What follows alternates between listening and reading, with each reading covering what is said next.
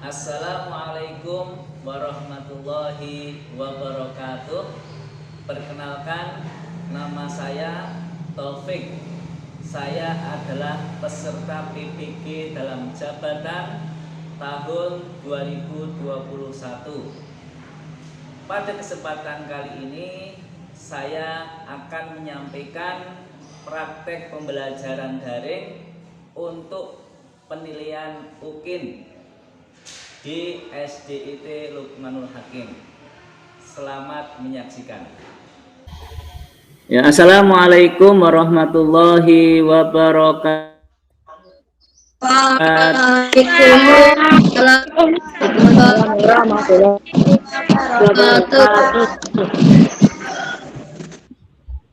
doakan semoga yang sakit cepat sembuh, yang baru ada acara semoga dimudahkan dalam perjalanannya. Allahumma amin. Ya, sebelum kita mulai, Ustadz Taufik akan menyapa dulu Mas Mada. Mas Mada, halo. Ya. Halo, Us. Apa kita nyanyi dulu lagu Indonesia Raya ya? Ini nanti saya tayangkan lagu Indonesia Raya.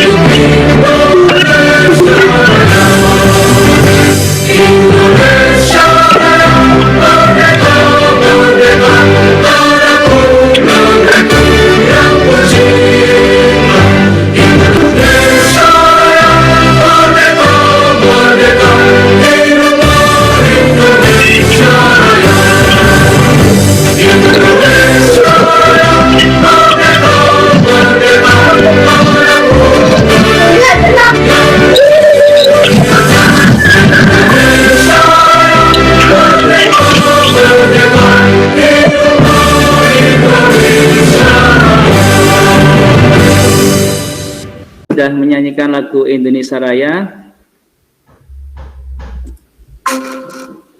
Ya, alhamdulillah. Lagu kebangsaan kita ya, kita harus bangga menjadi bangsa karena Indonesia adalah di mana kita dilahirkan, di mana kita hidup itu di tanah air Indonesia.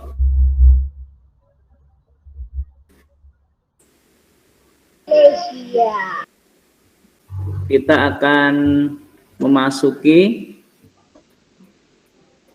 pembelajaran tema 3, subtema 3, pembelajaran yang pertama ya. Kita nanti di sini akan banyak belajar. Yang pertama itu tentang perubahan sosial dalam masyarakat dalam bidang ekonomi. Kemudian kita juga akan belajar tentang kosakata baku dan kosakata non baku. Untuk pembelajaran kali ini tujuannya yaitu nanti diharapkan semua siswa itu bisa membedakan mana kosakata yang non baku. kemudian bisa menjelaskan perubahan sosial di dalam masyarakat dalam rangka modernisasi bangsa Indonesia dalam bidang ekonomi. Itu yang akan kita pelajari, ya. Untuk pertemuan yang kemarin kita belajar tentang penemuan listrik. Masih ingat siapa yang menemukan listrik? Nah, depannya itu Michael. Michael siapa? Michael Faraday. Gambar siapa yang ini? Siapa yang tahu? Fotonya siapa?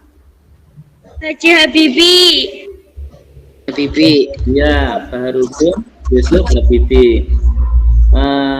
Siapa yang pernah melihat gambar ini selain di sini? Siapa yang pernah melihat? Di televisi. Televisi. Yang pertama kali bisa membuat pesawat terbang. Ya. Nah, dia juga presiden. Ya. Setelah Presiden Soeharto kemudian digantikan oleh Presiden Habibie. Ini adalah orang hebat ya dalam hal teknologi karena satu-satunya orang di Indonesia yang bisa membuat pesawat terbang ketika itu. Nah, kemudian dia juga dipakai di Jerman. Di sana juga membuat pesawat. Nah, namanya B.J. Habibie ya. Kemudian siapa yang tahu apa fungsi pesawat bagi manusia? Fungsi pesawat? Sebagai alat transportasi. Nah, paling membutuhkan waktu beberapa jam. Jadi ya berminggu-minggu, berbulan-bulan dengan pesawat hanya hitungan jam. Seperti itu. Kemudian Mas Mada, alat transportasi apa yang digunakan manusia untuk melakukan perjalanan jauh sebelum ada pesawat? Jadi untuk melakukan perjalanan jauh sebelum ada pesawat biasanya Kapal. menggunakan apa, Mas Dava? Kemudian selain Motor. yang ada di laut itu Sepeda. sepeda. Dulu orang kalau mau haji itu menggunakan kapal sampai berbulan-bulan seperti itu ya. Nah, kemudian yang selanjutnya pesawat apa saja Mas Dava? Pesawat penumpang, pesawat tempur, pesawat helikopter. Tahunya itu aja. Iya, pinter, pesawat tempur, pesawat terbang ya, pinter ya, hebat. Nah, itu macam-macam pesawat ya. Ini pesawat itu fungsinya macam-macam. Ada yang pesawat yang khusus untuk mengangkut penumpang, itu yang sering kita lihat di bandara. Ada pesawat yang untuk bertempur, itu biasanya dimiliki oleh TNI atau tentara ya. Kemudian ada pesawat yang kecil, helikopter, itu untuk memantau keadaan sekitar di hutan. Saya itu menggunakan helikopter karena lebih mudah untuk seperti itu ya. Nah, kemudian coba kalian buka buku tematiknya. Halaman berapa, Ustaz? Dibuka halaman 113. Terima Dava ya. Itu kerja keras awal dari sebuah inovasi yang cemerlang. Coba yang tidak diperintah untuk membaca nanti suaranya dimatikan ya. Coba dibaca Mas Dava halaman 113. Disiplin dan kerja keras awal dari sebuah inovasi yang cemerlang. Prof. Dr. Ya. Profesor itu profesor ya, profesor. B.J. Habibie adalah presiden ketiga RI yang menjadi kebanggaan bangsa Indonesia. Beliau dilahirkan di Parepare, Sulawesi Selatan tanggal 25 Juni 1936. Ya, terima kasih Mas Dafa. Selanjutnya dibaca untuk masa kecilnya Bibi ya, Mas Mada. Masa kecil Habibie dilalui di Pare-Pare. Sikap hidup disiplin dan kerja keras telah ditunjukkan Habibie anak-anak. Ia memiliki semangat tinggi pada ilmu pengetahuan dan teknologi. Ia melanjutkan SMA di Bandung dan prestasinya selalu menonjol, terutama pada pelajaran IPA dan matematika. Ya, khususnya coba dibacakan yang halaman 114. Perjuangan keras di perantauan. Perjuangan keras di perantauan didukung oleh kemauan keras untuk belajar. Selepas SMA, beliau masuk di ITB, Institut Teknologi Bandung. Kemudian mendapatkan beasiswa untuk melanjutkan kuliah di Jerman jurusan konstruksi pesawat terbang. Ia bertekad bulat untuk bekerja keras dan harus sukses. Habibie selalu menggunakan musim liburannya dari uang untuk membeli buku sebagai pendukung sekolahnya. Tahun 1960, Habibie mendapatkan gelar diploma di Jerman dengan nilai sempurna. Ia bekerja di industri kereta api Jerman dan berhasil menemukan cara untuk membuat 1000 wagon kereta api berkekuatan tinggi. Di pagi buta, Habibie harus berjalan kaki sampai ke tempat kerja yang jauh untuk menghemat kebutuhan hidup. Kemudian pulang pada malam dan belajar untuk kuliahnya. Tahun 1906, Habibie mendapat gelar dokter ingeniur dengan nilai sangat sempurna. Ya, bagus. Lanjutnya, ya, Bataka coba. Dari kerja keras, Habibie kemudian bekerja di industri pesawat terbang Jerman. Karena sikap disiplin dan kerja keras, karirnya terus naik hingga dipercaya menjadi Vice President sekaligus Direktur dan Penasehat Senior bidang teknologi. Ia menjadi satu-satunya orang Asia yang berhasil menduduki jabatan bergengsi di perusahaan pesawat terbang Jerman. Tolong Mbak Yasfi, dibacakan Mbak Yasfi. Yang lainnya sambil nyimak ya, nanti sambil dipahami isinya. 1968, Habibie mengundang 40 insinyur Indonesia untuk bekerja di Jerman guna mempersiapkan keterampilan dan pengalaman mereka dalam membuat produk industri di tentara, maritim, dan darat di tanah air.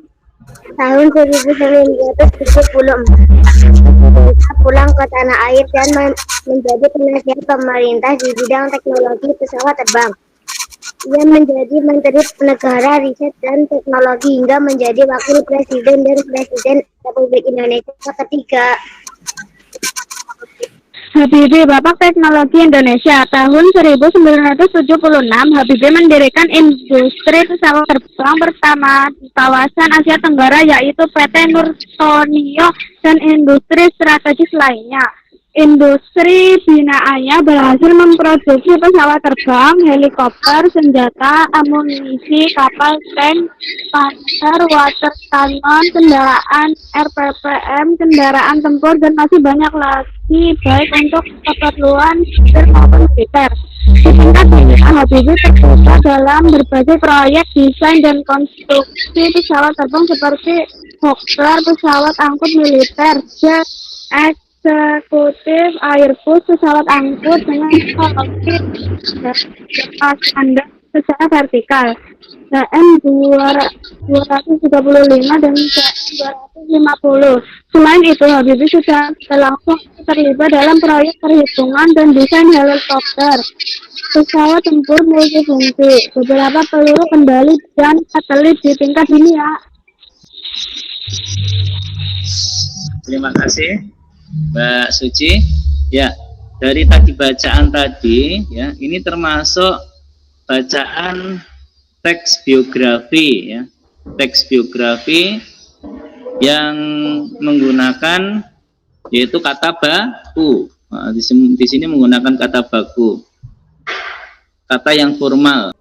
Kata itu ada dua ya, ada kata baku dan kata non baku.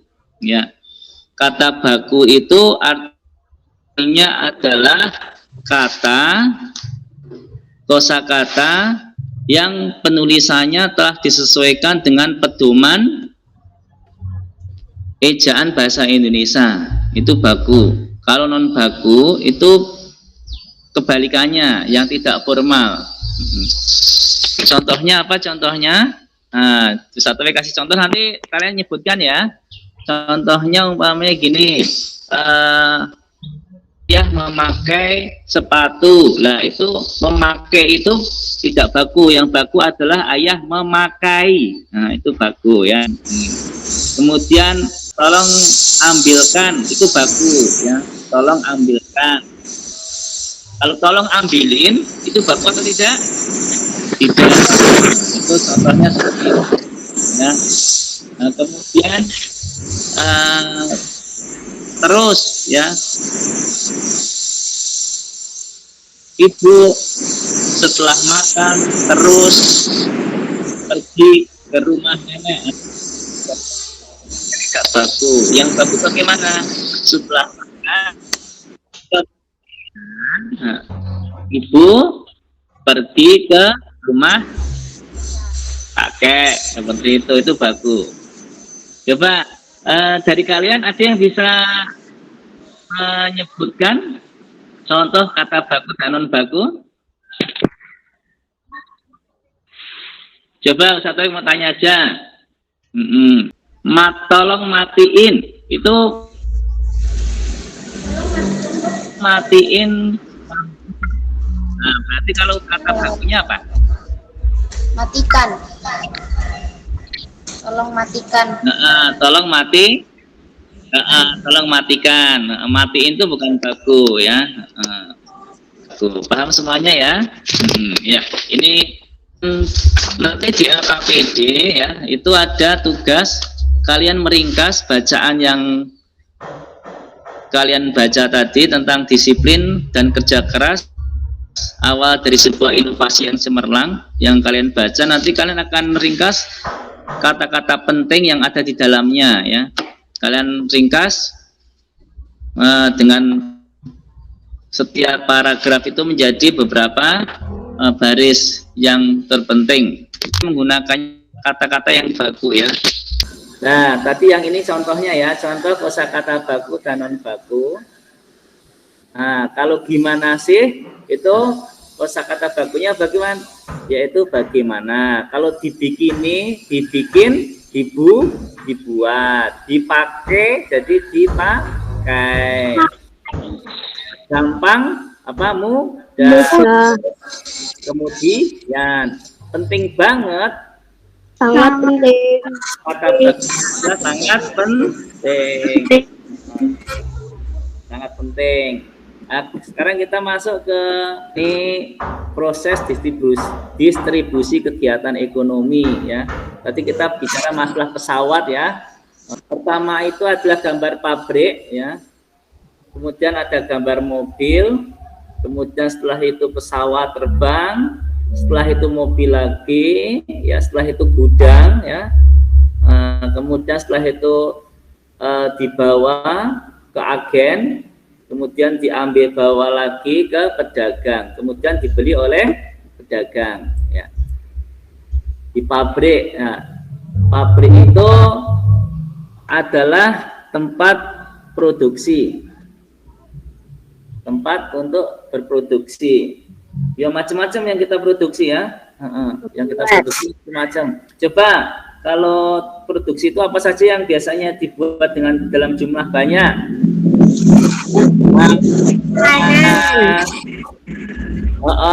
Boleh bisa makanan, apalagi yang sudah jawab langsung dimatiin ya soalnya ya suaranya. Makanan itu juga diproduksi bisa berubah banyak, snack, jajanan ya, apalagi apa, pakaian ya, HP, meja, kursi, ya. Kemudian Alat transportasi. sabun, iya bisa. Kayak mobil, motor itu juga kalau di pabrik diproduksi dengan jumlah banyak, kemudian didistribusikan, ya.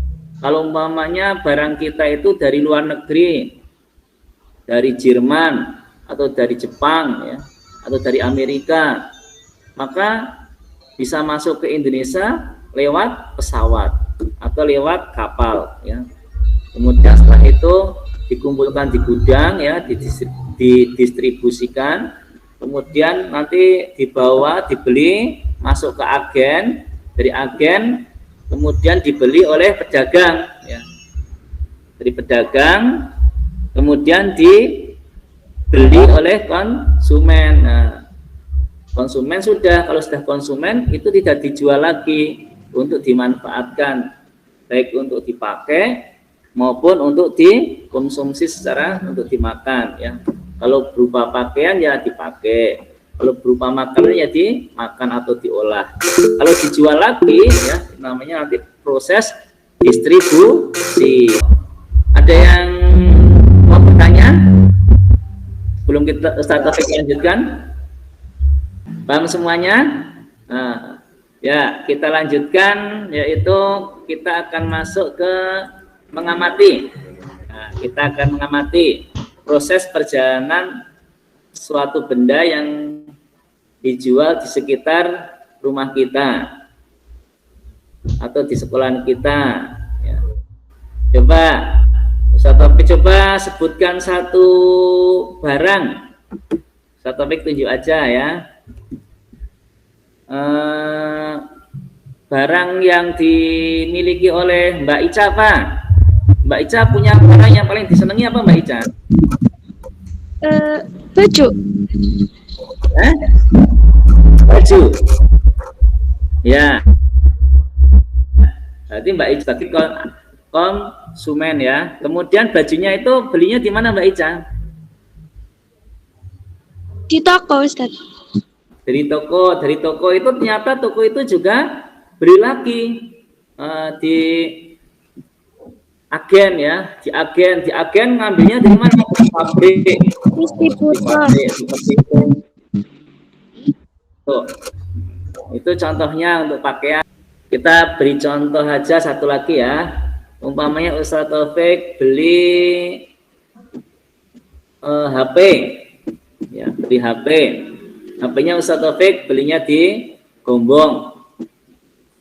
Di Gombong ternyata ngambilnya di Jakarta. Ternyata barang itu adalah impor.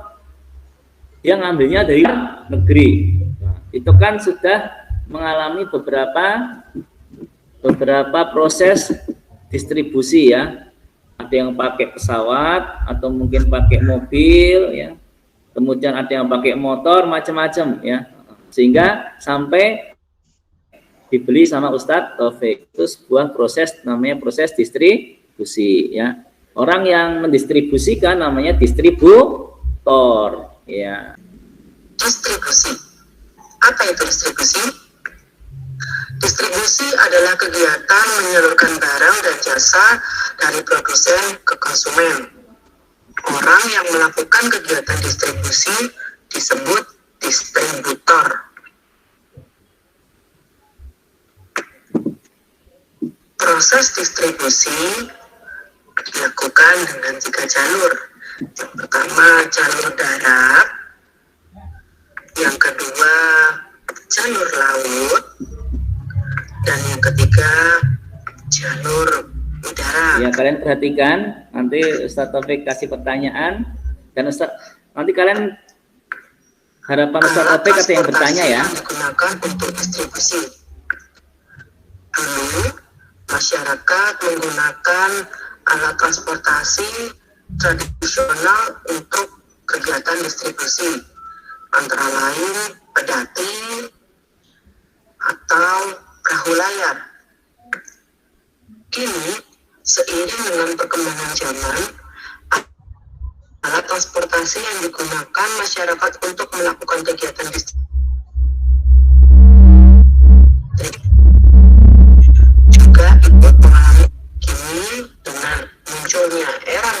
modernisasi, alat transportasi yang digunakan lebih modern dan beragam. Dengan perkembangan teknologi, terutama pada alat transportasi, hal ini sangat berpengaruh terhadap proses distribusi. Zaman dahulu dan zaman sekarang sangat berbeda jauh. Pengaruh alat transportasi pada kegiatan distribusi. Adanya alat transportasi banyak memberikan dampak positif. Antara lain, yang pertama, mudahnya memenuhi kebutuhan sehari-hari. Yang kedua, mudahnya mendapatkan barang atau hasil produksi. Yang ketiga, barang cepat sampai ke tempat tujuan. Jika kita bandingkan dengan dahulu saat tidak adanya alat transportasi modern, tentu sangat berbeda. Dulu, pengangkutan barang menjadi terlambat. Selain itu, banyak barang langka karena kebutuhan barang tidak segera terpenuhi. Dan yang terakhir, kualitas barang menurun karena keterlambatan pengangkutan barang. Bisa kita bayangkan jika yang diangkut adalah sayuran atau ikan segar. Jika tidak segera diangkut atau didistribusikan, maka sayur dan ikan itu akan cepat layu dan membusuk. Tentu kualitas barangnya pun akan menurun. Demikian penjelasan dari Ibu. Terima kasih atas perhatian kalian. Proses distribusi itu bisa menggunakan transportasi udara, transportasi darat. Nanti di LKPD kalian mengerjakan ini ya, beragam hasil produksi macam-macam ya. Kalian nanti sebutkan di LKPD ada itu ya, nyebutkan 10, ada baju, kualitas barang tetap terjaga kualitasnya. Kemudian ketika tidak ada alat transportasi, kualitas barangnya terhambat atau kualitasnya jadi rendah dan yang lain-lainnya. Nanti kalian diskusikan ya. Kita melakukan refleksi. Materi apa yang telah kita pelajari hari ini? Coba, siapa yang tahu materi apa saja yang kita pelajari hari ini? Tentang disiplin dan kerja Nah, keras. tentang kedisiplinan ya dan kerja keras. Ada lagi tentang Alat transportasi. kata alat transportasi. Selain itu ada lagi yang kita pelajari. Kata apa tadi? Kata baku dan non baku. yang terakhir, materi apa yang belum kalian pahami? Ada, Ustaz. Sudah paham semua? Ada Ustaz, paham semua. Ya, dikerjakan dengan bagus ya. Ustaz Taufik berpesan, jangan lupa sholat 5 waktu, ya. Rajin belajar, berbakti kepada kedua orang tua, dan selalu berbuat baik kepada orang lain. Ada yang mau ditanyakan sama Ustaz Taufik? Sudah paham, Ustaz. Sudah ya, ada yang ya, kalau sudah paham, mari kita tutup dengan baca doa bersama-sama. Get ready, let's pray together.